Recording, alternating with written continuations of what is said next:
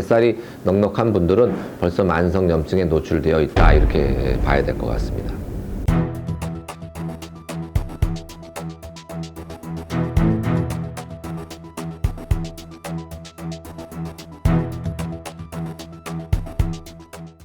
안녕하세요. 명예처방전 구독자 여러분, 저는 세브란스병원 소화기내과 김도영입니다. 제가 돌이켜보니까 의사생활 한 지가 한 25년 넘는 것 같은데, 일정이 많다 보니까 저도 현대인들이 겪고 있는 만성 피로라든지 만성 스트레스를 몸에 달고 사는 지경에까지 온 것 같습니다. 네, 많은 분들이 겪고 있는 만성 질환, 그 중에서도 만성염증에 대해서 오늘 자세히 알아보는 시간 갖도록 하겠습니다.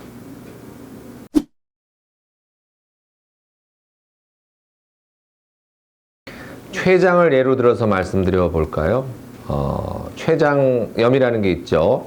술을 단시간에 너무 과도하게 드신다든지, 우리 몸의 혈액 속에 있는 중성지방이 너무 급격히 올라가게 되면 그게 원인이 돼서 췌장염이 생길 수 있고요. 또 담석 때문에도 췌장염이 생길 수가 있는데, 급성으로 생긴 췌장염은 완치가 될 수 있지만 이게 자꾸 재발해서 생기는 병이 뭡니까? 만성 췌장염입니다. 만성 췌장염이 되면요, 췌장이 딱딱해져요. 섬유화가 된다 그랬잖아요. 만성염증 후에는 항상 섬유화가 일어나기 때문에 만성 췌장염이 췌장암으로까지 이어질 수 있는 위험이 있습니다. 이 외에도 우리 몸의 여러 군데 장기에서 만성염증이 암을 유발할 수 있는데, 간도 마찬가지입니다. 간의 만성염증이 암으로 이어지는 과정은 다음 시간에 계속 말씀을 드리겠습니다.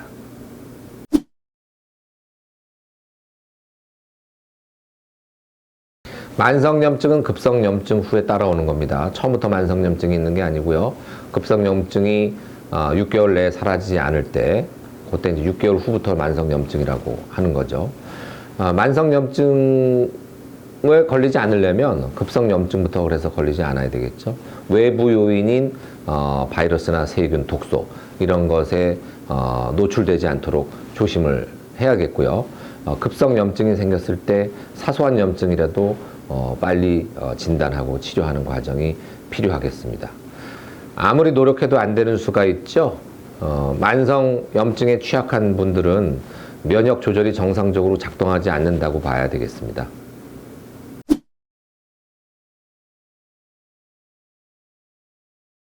뱃속의 과도한 지방, 여기서 뱃속이라고 하는 거는요, 구분을 하셔야 되는데, 우리 피부 있잖아요. 피부 밑에 지방은 괜찮은 건데, 그 아래쪽 그 장기 사이사이, 그 장하고 장 사이에 기름이 끼는 수가 있거든요. 그걸 내장 비만이라고 합니다.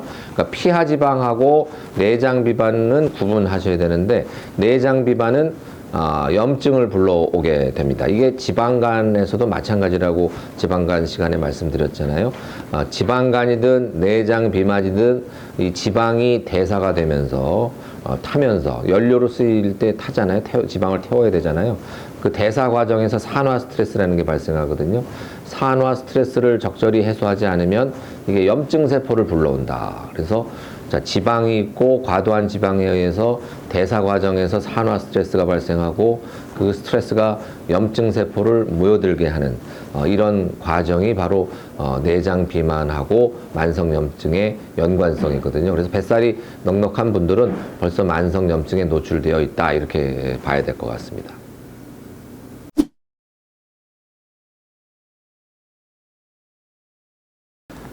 미세먼지가 문제가 되고 있잖아요. 미세먼지 중에서 초미세먼지, 눈에 거의 보이지 않을 정도의 아주 미세한 먼지는요, 우리가 그 숨을 들이쉬면 그게 어디로 갑니까? 기관지를 지나서 허파로 가잖아요. 허파의 가장 말단을 뭐라고 부르죠? 허파과리. 네, 폐포 이렇게 부르는데, 그 수많은 폐포에 이 초미세먼지가 쌓이게 되면요, 우리 인체에서 혈액이 돌면서 폐포에 있는 그 미세 입자를 또 운반을 하거든요.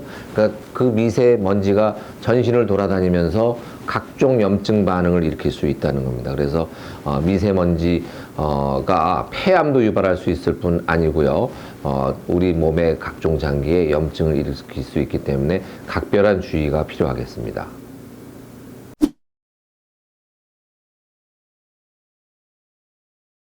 네, 요새 면역 시대라고 하죠. 면역에 대해서 뭐 누구나 한 번쯤 다 들어보셨을 텐데요. 염증하고 면역 반응은 뭐 아주 밀접한 관계가 있습니다. 염증을 일으키는 게 뭐라고 말씀드렸죠? 염증 세포라는 게 있다고 말씀드렸죠. 급성 염증하고 만성 염증 사이에 그 염증을 일으키는 세포의 종류가 다른데요. 만성 염증은 림프구라고 하는 면역 세포가 일으킵니다. 염증은 꼭 원인이 되는 물질이 있어야 되는데요. 여기에 속하는 것이 병원소, 뭐 세균이나 바이러스를 의학용어로 병원소라고 하고, 또 면역 반응을 일으키는 원인 물질을 특별히 항원이라고 부르거든요. 여기에 대항해서, 즉 병원소나 항원에 대항해서 염증 반응을 일으키는 면역 반응을 바로 이제 항체라든지 림프구 같은 면역 세포라든지 보채와 같은 단백질 같은 것이 이런 병원소나 항원에 대항해서 염증 반응을 일으키게 됩니다.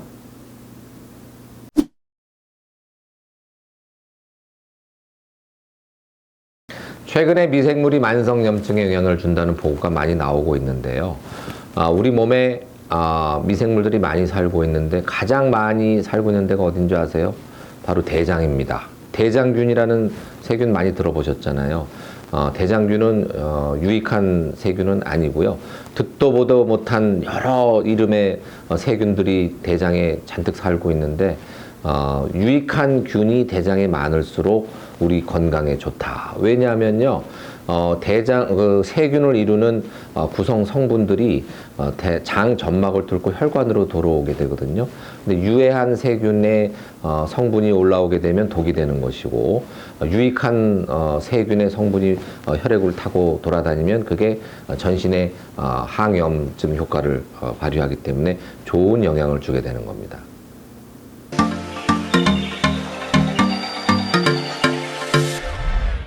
댓글에 답을 달아드리는 처방전 타임. 네, 첫 번째 질문해 주신 분, 윤임님이 보내주신 질문인데, 염증에 강황이 좋다고 하는데 맞나요? 네, 강황이 여러 가지 그 질환에 좋다는 소문이 나 있더라고요. 그래서 간 질환에도 좋다고 많이 알려진 것 같은데, 이게 카레에 들어있는 그 성분이 강황이죠. 노란색 가루로 되어 있는 그거잖아요. 맛있는 음식물에 타먹는 거. 네. 강황이 여러 가지 효능이 있다고 알려져 있습니다. 그 중에서 염증은요, 일종의 산화 반응이기 때문에 항산화 효과가 있는 음식물이나 약물이 염증을 조절하는 데 도움이 되겠죠. 그래서 강황은 항산화 효과가 있기 때문에 염증에 아무래도 도움이 되지 않을까 생각합니다. 의학적으로 입증된 바가 있는지는 제가 지금 답변 드리기는 좀 어렵지만, 일반적으로 강황이 어떤 특별한 몸에 유해한 성분이 있다든지 또는 부작용을 일으키지 않기 때문에 항산화 효과가 있다고 한다면 염증에 도움이 되는 걸로 이해하시면 될 것 같습니다. 두 번째 질문입니다. 김민님이 보내주셨는데, 염증이 심해지면 병원 치료를 받는 게 좋을까요? 아니면 시간이 답인가요? 네, 어느 부위에 염증이 생겼느냐에 따라 다 다르죠. 그래서 우리 몸에 어느 부위든 다 염증이 생길 수 있다고 그랬잖아요. 그래서 예를 들어 코에도 만성비염, 뭐 중이염, 귀에도 생길 수 있고, 부비동염 생길 수 있고, 피부, 모낭염 다 염증이잖아요. 그래서 염증에 생긴 부위와 그 염증의 정도에 따라서 치료 여부가 결정될 텐데, 전에부터 알고 있는 만성염증인데 일상생활 하는데 큰 지장이 없다고 한다면 굳이 병원에 일부러 또 찾아가실 필요 없지만, 일상생활 하는데 너무 신경 쓰인다든지 장애를 받는다고 할 정도가 된다면, 만성간염도 마찬가지죠. 또 중요한 장기에 염증이 생겼다고 한다면 반드시 병원 치료를 받으시는 게 좋겠습니다.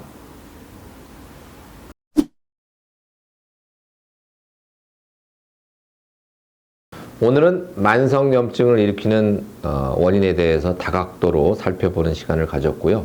다음 시간에는 이 만성염증을 어떻게 예방할 수 있는지에 대해서 또 자세하게 알아보도록 하겠습니다. 오늘도 간편한 하루 보내시고요. 다음에 또 뵙도록 하겠습니다. 안녕!